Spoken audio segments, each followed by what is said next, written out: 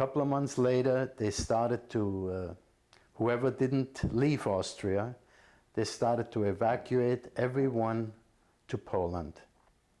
They just sent us a postcard. That's all, in the mail. And what did it say? And they said, you can take 50 pounds of belongings, and you come to the school, which was in the 2nd district. They gave you the address of the school, and you will be sent, evacuated to Poland to a work camp. And you live there, and that's the whole thing. What about the property you left in your home? Did they mention anything about that? Would it be taken care of? Would it be placed? They didn't even mention the property. So whoever could sold what he could. Right.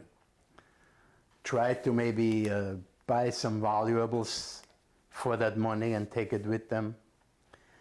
But the government didn't care what you did at that time. Whatever you left was left, and that's it.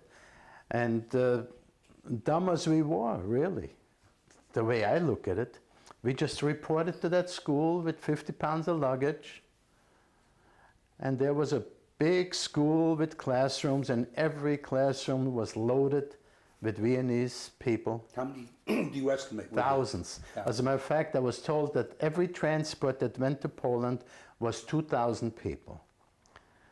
And when you say a transport, what did the transport? A transport. They assembled 2,000 people in the school, loaded us onto trains, regular trains, right. Passenger trains, and went to Poland. My aunt and my uncle, their child, and my grandparents went about 2 months before us, I believe. Right. And they were sent to a town called Kunów in Poland, and we still received mail from them. And they said, well, we're just in a town here, Jewish town, in a sort of a ghetto, but it's okay, you know. So when our turn came, we reported to the school. Then you weren't worried about anything at the time? No, well, it wasn't easy, you know. You had to leave everything. Leave your hometown, your apartment, which at that time was already an apartment that wasn't really our original apartment. Before all that, I skipped that. They made us give up our apartments and move in with other Jewish people. That happened twice. First, they made us move in with one family, then they made all of us move in with another family where we were like 40 people in an apartment. So by that time already we had hardly any belongings anyway. So when the time came, it was already 1941, February of 1941.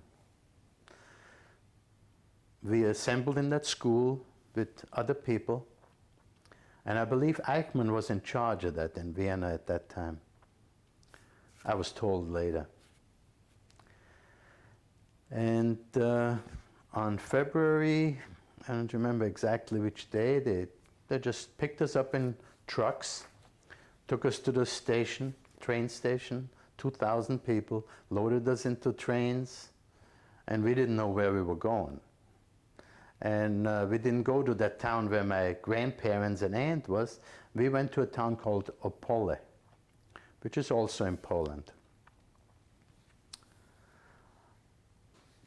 We arrived in Opole in February of 41, and they herded us into the synagogue. There was a big synagogue in that town, and they just, all 2,000 people went into that synagogue and just laid on the floor.